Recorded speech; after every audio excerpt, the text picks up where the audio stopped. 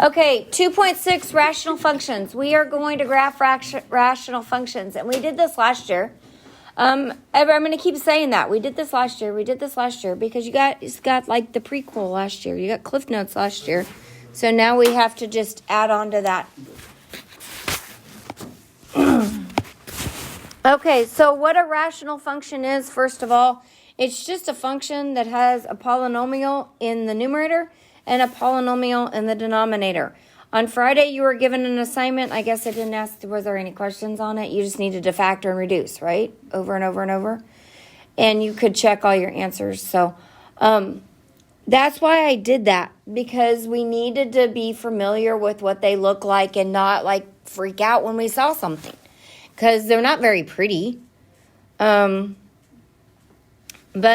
the domain of a rational function has an issue. A rational function is a fraction, so what is the only thing we cannot divide by? 0. So the domain of a rational function is whatever doesn't make the denominator what? 0.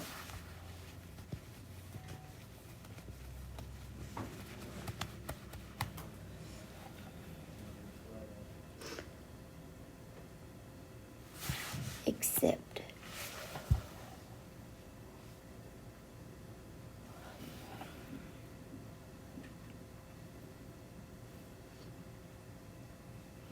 So the parent function of a rational function is called the reciprocal function. Well, he's right here. Okay, what's its domain?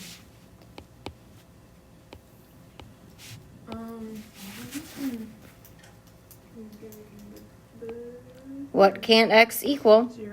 And what makes the denominator 0? 0. So x can't equal 0.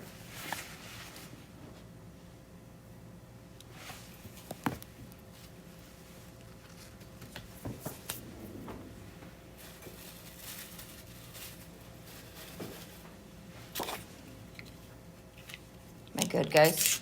Yeah.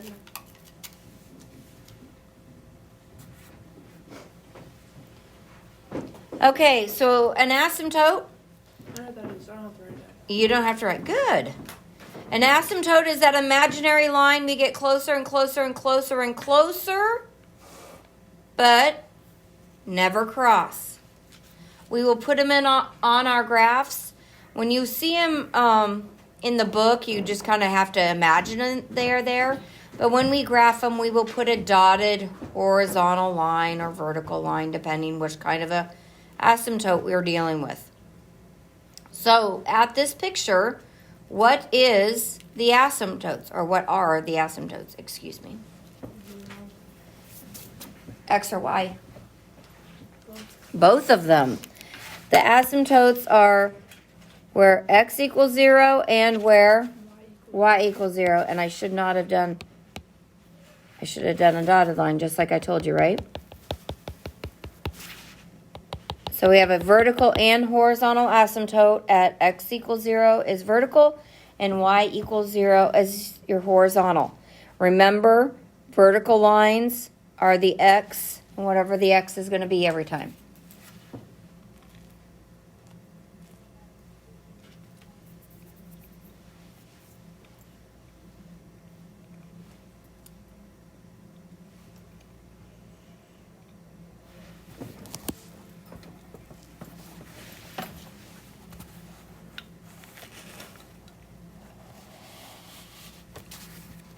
Am I good?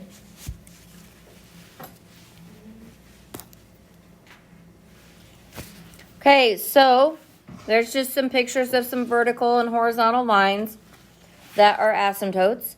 On the first one, we have a vertical at -1 and a horizontal at 2.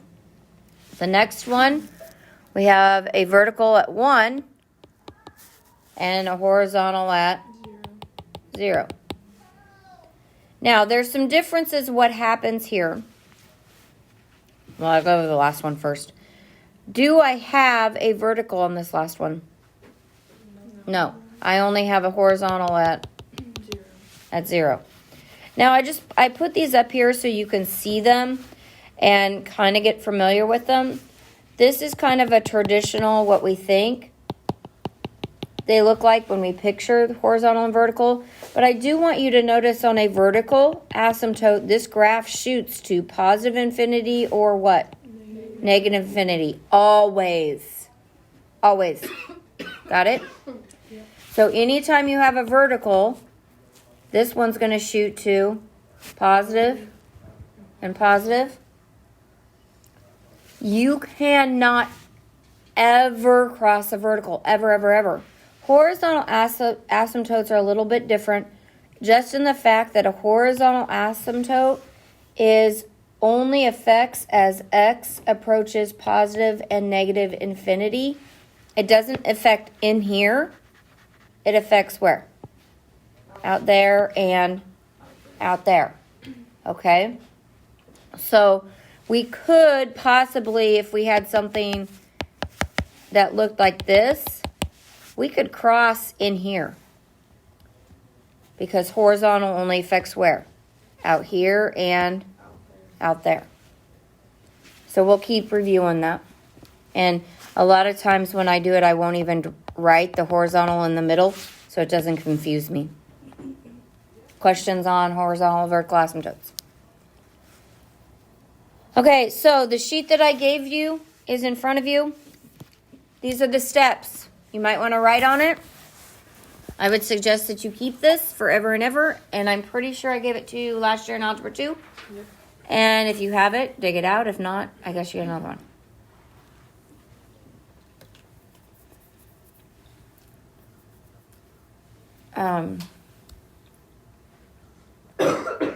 In Chapter 3 in Calculus, they're going to pull out these notes, and they're going to have to use them. I'm not going to give them to them again. We started in Algebra 2 with it. We're doing it here, and we'll do it in Calculus as well. We'll just keep adding to it every time. Okay. So this is just kind of the start of what's on your piece of paper. On your piece of paper, it says always reduce. Is that what your very first step is? No. It is not. It says simplify. That means simplify. What is yes. Okay. So we always reduce. Always first.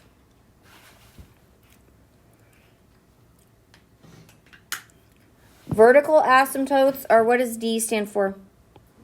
Denominator. Or where the denominator equals 0 after you have what? State of the domain.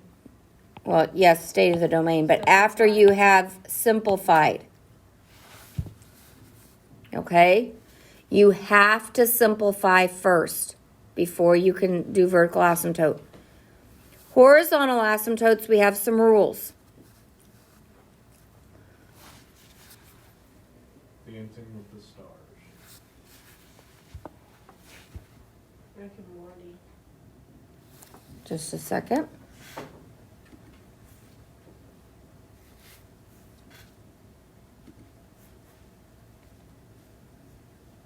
Not exactly sure what happened, guys. Just 1 second. Okay.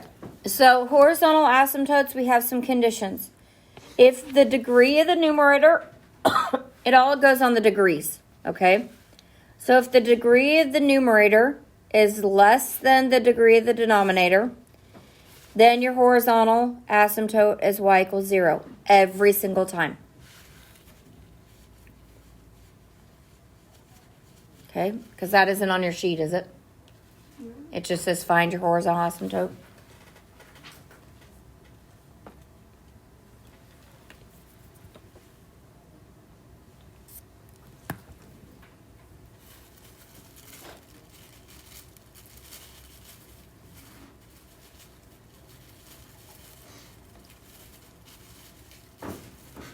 Again, if the degree of your numerator is less than the degree of your denominator, your horizontal asymptote is always what? 0. 0. Y equals 0, right?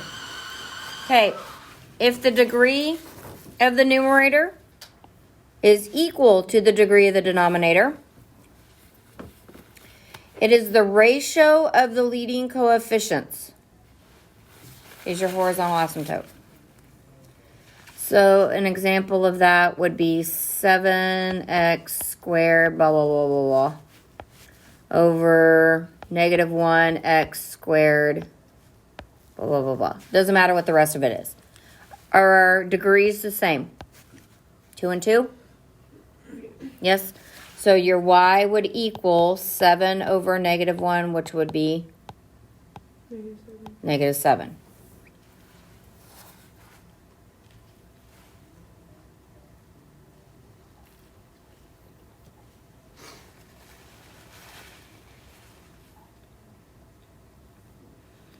There are 4 of these.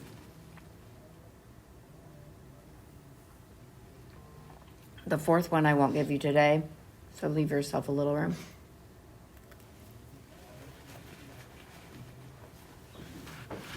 Lastly, if the degree of the numerator is greater than the degree of the denominator, there is no horizontal asymptote. But, there's a but. I'll talk about later.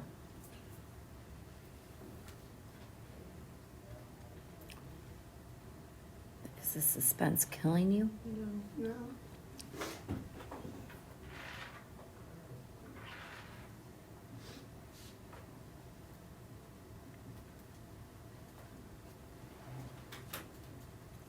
Okay, am I good? Wait, what? What? Wait a minute. Okay, sure. Bless you. Everyone good? Come. So, determine the vertical and horizontal asymptotes, vertical, horizontal, and domain. So, first step is to what? Find the domain. Simplify. Simplify. Can I simplify this? No. No. Okay, then I'm going to find my domain. 1. How'd you get 1? I added the 1 over. You added you set it equal to 0? Yep. So on your sheet, I think it says vertical asymptote set d of x equal to 0. Does it say that on your sheet? No. It does not say that on your sheet that I gave you? You want to see?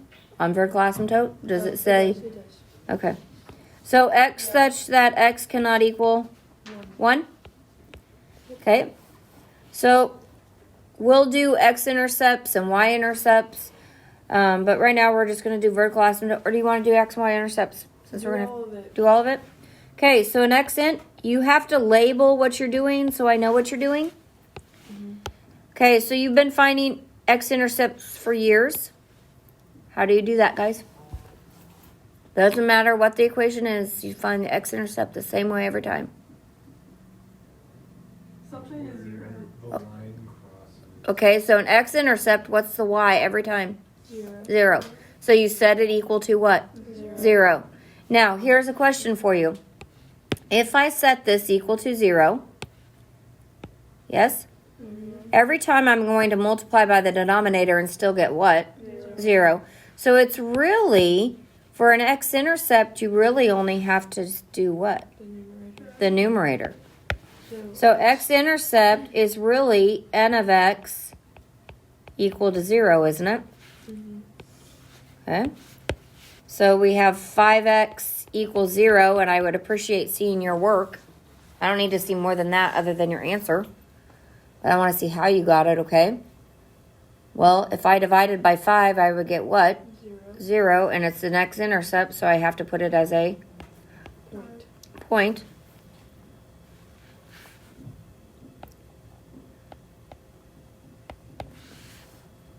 How do we find a y-intercept?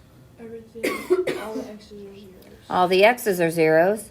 So it'd be 0 over 0 minus 1, which is 0, negative 1, which is 0. 0. So it is also what? 0, 0. Here's a hint, guys. If it is a function, I can have as many x-intercepts as I want, but how many y-intercepts can I have? 1. If 0, 0 is one of the x-intercepts, doesn't it have to be the y-intercept? Yep. And if you get 0, 0 as a y-intercept and you didn't get it as an x-intercept, did you do something wrong? Yes. Yes. You see what I'm talking about? So, is that a check that you can make that at least you didn't screw that one up? Yep. Okay, vertical asymptote. So, vert. How are we going to find a vertical asymptote? Set the denominator equal to 0. Set the denominator after you've reduced equal to 0, so x equals what? 1. 1.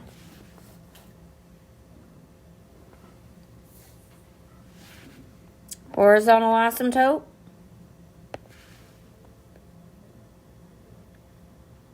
How do we do that? Yeah, we gotta look at the degree. The degree. What is the degree of the numerator? 1. What's the degree of the denominator? 1. So they are, so always put degree, and so they are equal. So what was your rule if they were equal? The leading coefficient. Okay, so what's y equals whatever what? 5/1. 5 over 1 or 5? Okay, on your sheet it says at this point we would graph all these things we've done, yes? Okay, so we have an x-intercept at 0, 0, a y-intercept at 0, 0. Does that graph go through it? Mm-hmm. We have a vertical asymptote at 1. Does this picture show vertical asymptote at 1? Yep. We have a horizontal asymptote at 5. Does my picture show it has a horizontal asymptote at 5? Yes. And we would do some unit analysis and we would sketch that thing, wouldn't we?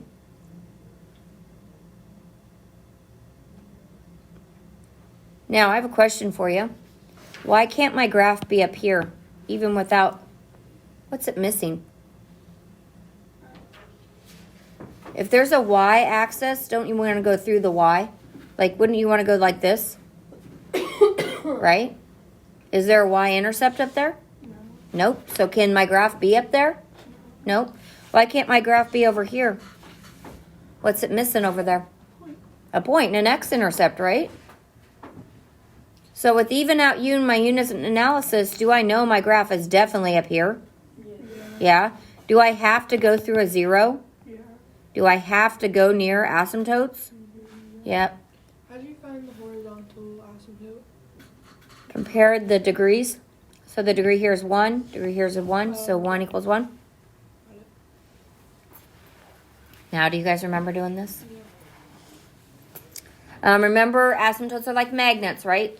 They like pull it towards it. Because, like, those lines are not touching the asymptote. Mm-mm. They get really, really, really, really, really close, but they will never touch them. Okay, so determine the vertical. We'll just do the whole thing again. I have a picture here so we can see it. But the first thing I do is factor. So the numerator, oh, I'll let you write it down. Sorry. I'm like Speedy Gonzalez.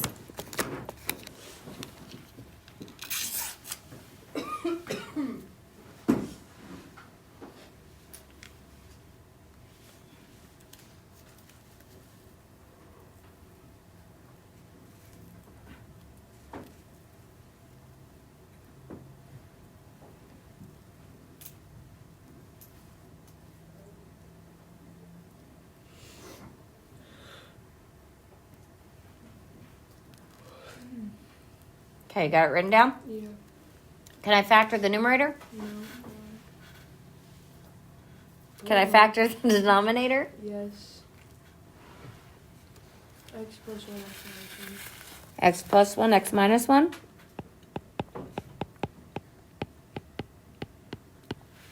Okay, before I reduce, I always state my domain. So my domain is going to be what? 1.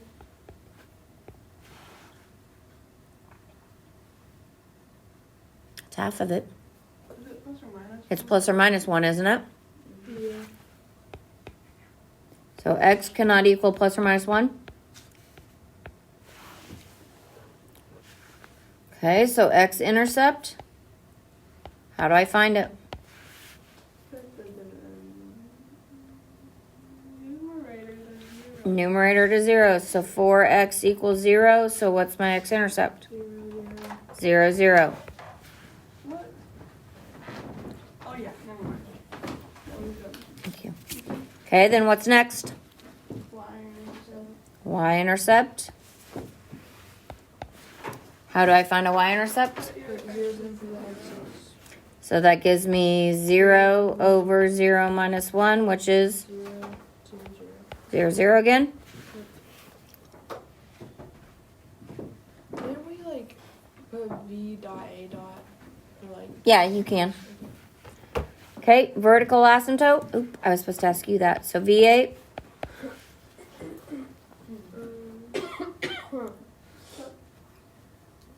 Set the denominator equal to denominator equal to 0. So x plus 1, x minus 1 equals 0. So vertical asymptotes are at what? plus or minus 1. Plus or minus 1. Should your vertical asymptote and domain be very similar? Yes. Yes. Now, the only time they won't be the same is when I reduce something out and it wouldn't be a vertical asymptote, but it would be in an exclusion from the domain. But they should be similar. Like everything in the vertical asymptote should definitely be covered there. Okay. Yes. On the y-intercept, do I not use by like reduced what that we were? It doesn't matter. You're going to get the same answer. That's what I thought. Yeah. It's easier to put it in the original because you don't have the multiplication. Okay, what's next? Horizontal asymptote. Y equals 0. So what's my work though? The So new 1 is less than 2. 1 is less than 2. So my rules say then y equals 0. 0. So on your sheet it says put all this stuff on the graph now, doesn't it? Okay, so 0, 0. And a vertical at 1. And negative 1. And a horizontal at 0, but it only affects what? Y. It only affects the outside, not the middle. Because on the middle, if I have an x-intercept, don't I have to go through the x-intercept? Yes? Yeah. Okay. Now, we will do interval analysis to figure out if this goes this way, because it also possibly could go what way? Can it go like this? Yep. Okay. And Whoa, what? the blue would be, we have to check. We're going to do interval analysis next. Do we know about these pieces without interval analysis? Nope, because we don't have intercepts to tell us, right? So could it be up here Yeah. and down there? Yeah, it could be, but we don't know. So we'll work on interval analysis next, but I wanted you to kind of see. Questions, guys?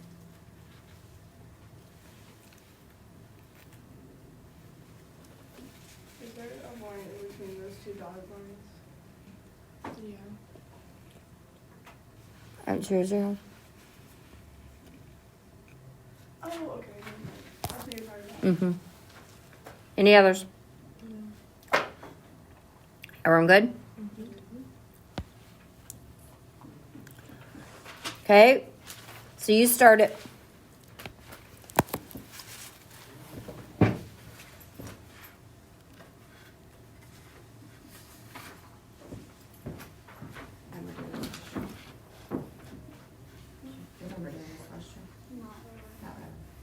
There's what they got already.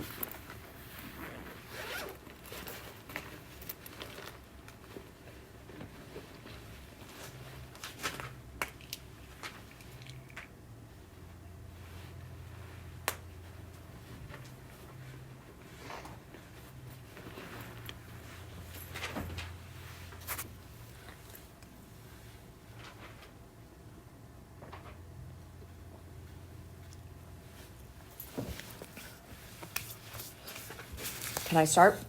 Yeah. Okay.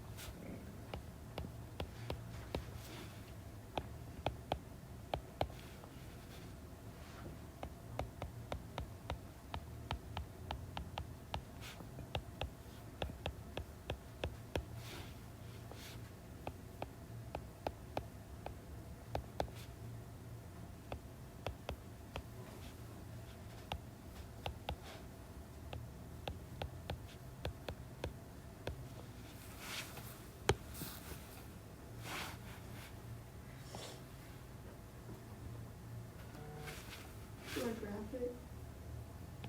You can try. What does this make? Yes. If I horizontal asymptote, how does we do that? There's 3 rules. You take the degree of the numerator and the degree of the denominator, so it's 2 equals 2. Oh, wait. Yes. And then, so when they're equal, the rule says it's leading coefficient over leading coefficient.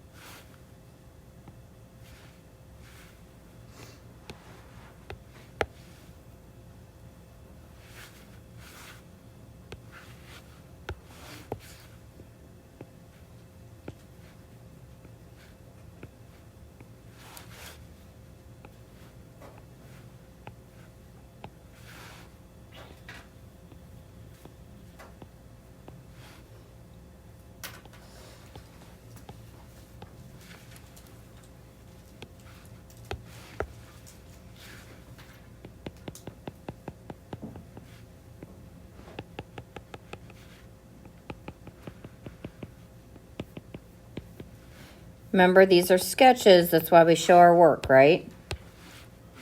We're not gonna, we know us with our OCDs. We'll be here forever trying to graph it if I give you graph paper, right? And then you gotta plug in more points, and oh, that would be horrible, wouldn't it? Why are you saying we? We. It's you. No, that's a U. Does yours look like that so far? Yeah. Yeah? Okay, why didn't I sketch it in the middle? Because you don't know. Because you sketch on the outside. Right. The middle, it's not going to affect it. You can put it in there, but it's not going to affect it. And sometimes when you put it in there, then our brain wants it to make it do something, right? Okay, so is my graph going to be down here? No. Why? It's gonna be in the center because this point is at 0, 0. Okay, close. It can't be over here because there is no what? Point. There's no point. There is no x-intercept. So there's not going to be a graph down at the bottom part, but there is going to be a graph At the top. And then there's 2 right here. Yes. There's going to be a chunk there. And then on the other side.